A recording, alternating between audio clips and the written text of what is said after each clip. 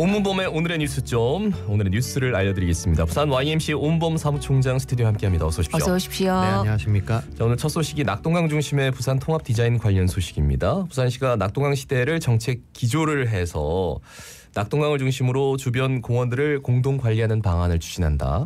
예, 부산시는 지난 8일이었죠. 낙동강 유역 5개 정원 또 공원을 통합 디자인 기본으로 하는 이제 구성 용역 수립하는 용역을 실시하겠다고 발표를 했습니다. 일단 부산시의 심의 의결 후에 이제 신설될 예정인 푸른 도시국의 1호 사업이 될 예정이다. 이런 내용도 같이 발표를 했는데요. 일단 낙동강 유역에 보게 되면 5개의 이제 정원들이 있습니다. 생태 공원들이 을숙도, 맥도, 삼락, 대저, 화명 이렇게 5개 생태 공원이 있고 여기에다가 이제 금정산과 낙동강 하구습지까지를 묶어서 글로벌 허브 도시에 맞는 새로운 그림을 그리는 방안을 추진한다. 이런 내용입니다. 네. 예, 그동안에는 이제 부산시가 국가도시공원 추진하는 것도 있었고 네네. 또 국가정원 또 국립공원 금정산 국립공원 추진까지 여러 이제 사업들이 각각 추진되고 있었는데요. 이번 용역을 통해서 이 사업을 낙동강을 중심에 놓고 종합적인 유지 관리 그리고 통합 디자인으로 각각의 색깔을 낼 수 있는 이제 그런 방안을 추진한다고 하니까 네네. 일단은 뭐 이런 예가 없었으니까요. 네. 조금 긍정적으로 볼 수 있을 것 같습니다. 네. 이제 용역에 담길 내용을 보니까 각 장소의 특징을 최대한 살리되 서로의 연계성을 높이기 위한 콘텐츠를 적극 발굴할 것이다. 이렇게 하는데 어떤 전망이 가능할까요? 일단 2가지 축으로 예상을 해볼 수 있을 것 같은데요. 한 가지는 말 그대로 각 생태 공원 그리고 이제 습지 그리고 금정산의 한 축이 연결돼 있는 이 낙동강 여기까지를 해서 이제 전체의 큰 그림을 일단 그려내고요. 그 그림 안에서 각 생태 공원만의 특징을 부각시킬 수 있는 디자인을 좀 만들어내겠다.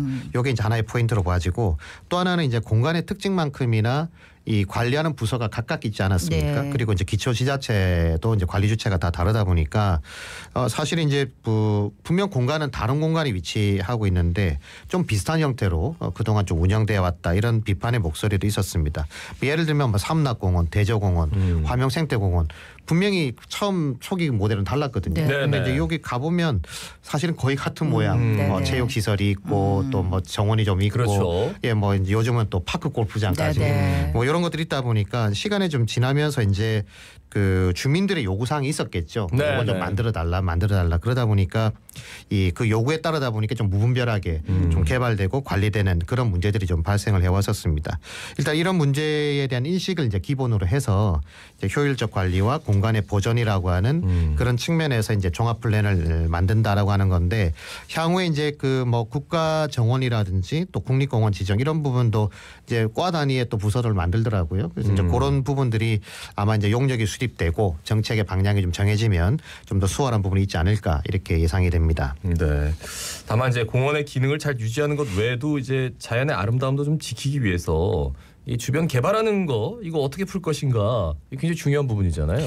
예, 그렇습니다. 그러니까 이제 그 말씀드렸던 것처럼 시의 용역안은 이제 낙동강 축에다가 인근의 여러 공원들을 이제 같이 묶겠다라고 하는 거 아니겠습니까? 근데 지금 사실 지금까지 이 낙동강을 놓고 보면 계속 논란이 됐던 부분들이 이제 대교 건설이에요. 네. 다리 건설. 이제 다리 건설 때문에 뭐 생태가 파괴된다. 그다음에 이제 철새 도래지가 또 파괴된다. 이런 논란들이 있었고 이걸로 인해서 환경단체와 끊임없이 이제 갈등을 또 빚어온 부분들이 있었죠.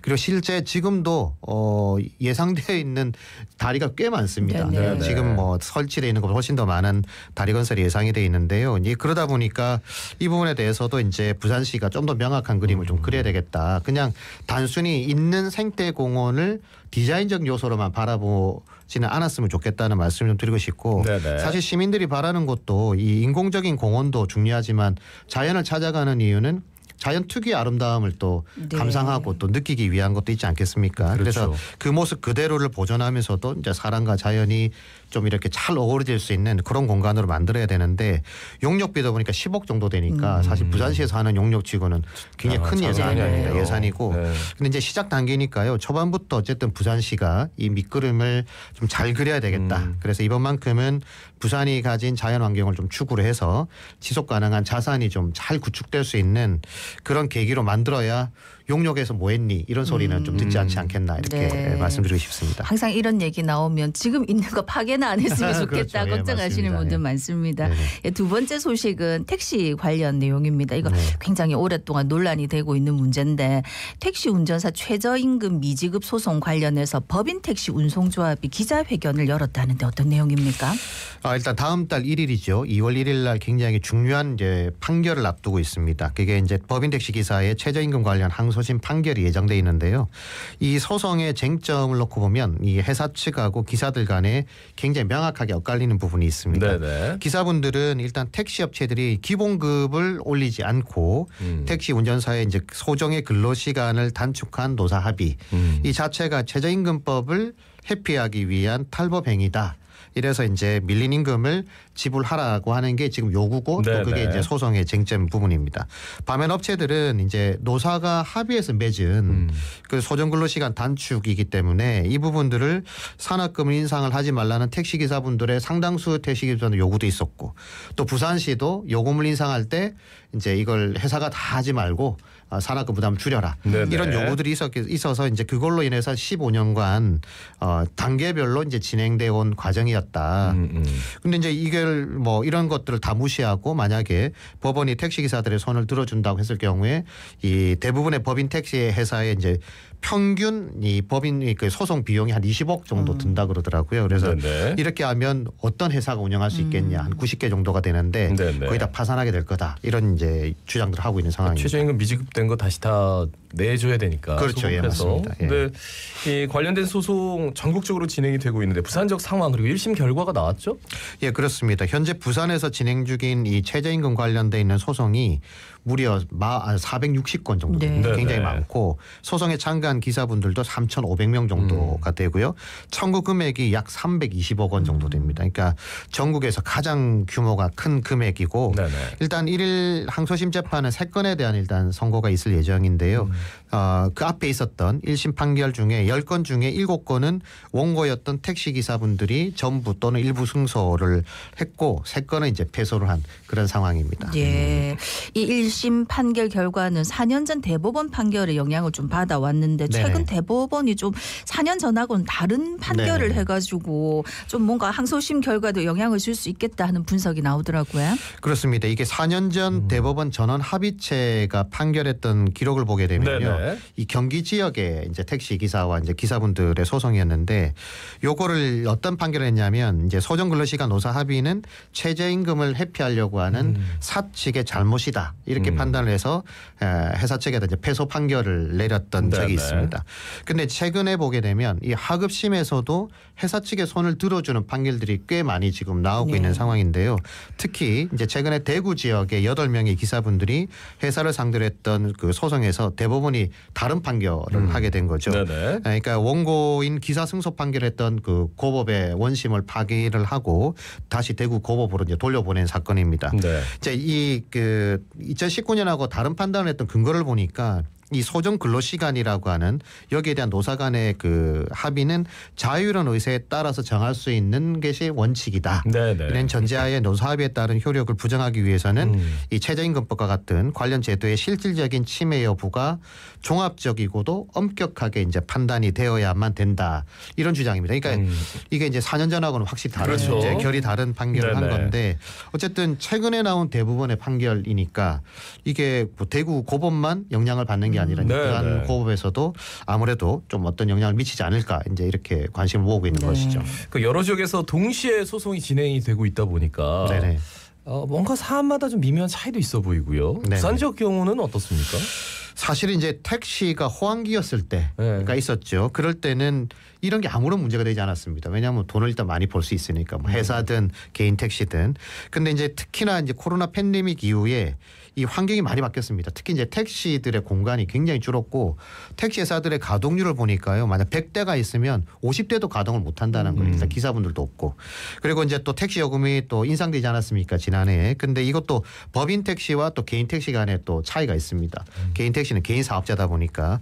그리고 2019년도에 이제 경기 지역 대법원 사건과 다른 지역에 이제 여건이 좀 다른 부분들이 있는데 당시 경기 지역 같은 경우에는 이 그 소정의 근로 단축을 상교 3개월 안에 8시간, 4시간을 확 줄인 거예요. 그러니까 이게 이제 노사 간의 합의라도 뭔가 이유가 있다라고 네. 이제 법원이 판단을 했던 거고. 뭔가 이게 여기서 이제 꼼수가 있는 건 아니냐. 그렇죠. 그렇게 네. 판단한 거고 대신 부산 지역 같은 경우에는 2005년도에 6시간 40분, 2008년도에 또 5시간 40분, 그리고 2013년도인가 그때 이제 다시 이게 4시간 30분으로 줄였거든요. 그러니까 15년 동안 단계적으로 줄여왔던 게 이게 이제 여러 절차 네네. 오랜 시간을 거쳐왔으니까 다른 부분이 있다. 네네. 이제 그래서 이제 이런 부분들에 대해서 이제 법원이 최종적으로 그 법이 어떤 판단을 할 건가가 이제 관심이 모아지고 있는 건데 현재 어쨌든 택시업계 상황이 굉장히 어렵지 않습니까? 네. 어렵고 또 택시 산업의 유지가 종사자들 입장에서 볼 때는 더 중요한 문제가 아니냐.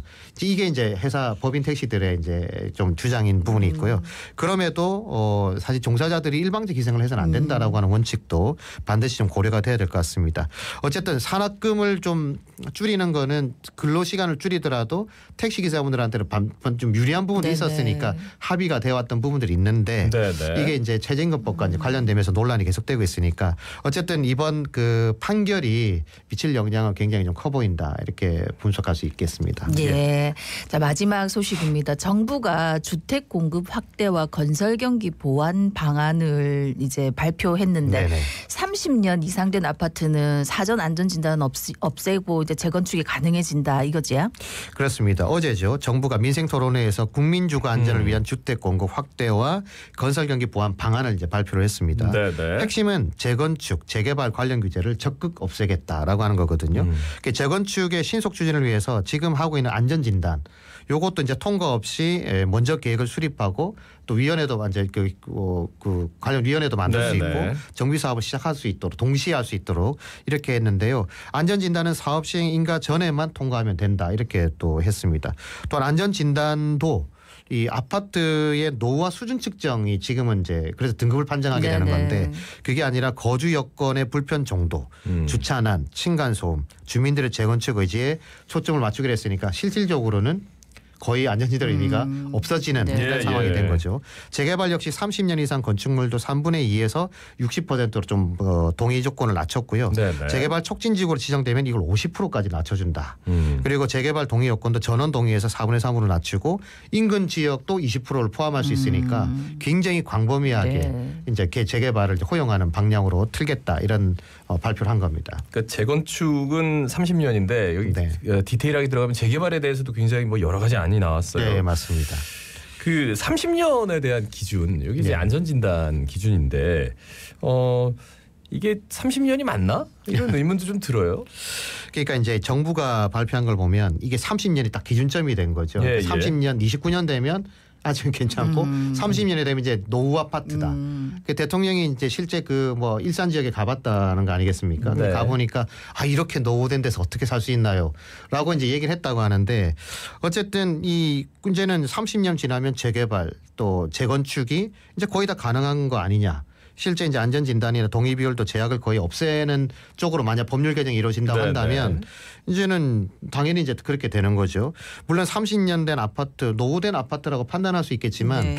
가만히 생각하면 이렇습니다. 그러니까 사실 30년 된 아파트가 가만히 생각하면 굉장히 노후된 것 같지만 30년도 못 버틸 정도 같으면 얼마나 부실하게 네. 지으면 그렇겠냐라고 하는 얘기도 할 수 있는 거고 최소한 뭐 요즘 그 건축업계 얘기 들으면 50년은 거뜬히 버틴다라고 얘기를 하거든요. 그러니까 그런 이제 해석들을 다 이제 무시하게 되는 그런 부분들이 생긴 거고 이래 되면 이제 정부가 건축업계도 30년 기준으로만 건축하면 되겠구나. 휴대폰 그러네. 2년마다 고장나는 것처럼 그런 생각도 하지 않을까라는 우려도 솔직히 드는 부분이 있는 거고요.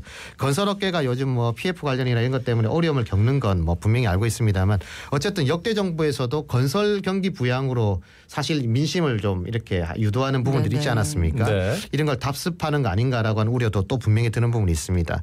어쨌든 현 정부 임기 내 2027년도까지 95만 호를 재개발 재건축으로 이제 만회하겠다라고 하는 네네. 건데 이런 부분에서 이 주택 정책은 사실 인구 문제도 있고 도시계획 문제도 있으니까 이걸 다 고려해서 추진해야 되는데 단지 1기 신도시 아파트를 재건축하겠다라고 하는 관점으로 가는 것에 대해서는 굉장히 좀 우려스러운 반응을 보일 수밖에 없지 않나라 생각되고요. 어쨌든 관련 법 개정도 있어야 되니까 네네. 총선 이후에 추진될 걸로 보이는데 제발 이게 총선 정책이 아니었으면 하는 바람도 있고 종합적인 분석과 판단하에 추진돼야 된다는 말씀을 꼭 좀 드리고 싶습니다. 네. 30년이 안전진단을 받을 수 있는 연한인데 그러니까. 그게 30년 이상 되면 다 그냥 재건축할 수 있다라고 바뀌는 그 부분에 대해서 자 부산 YMCA 운범 사무총장이었습니다. 고맙습니다. 고맙습니다. 네, 감사합니다.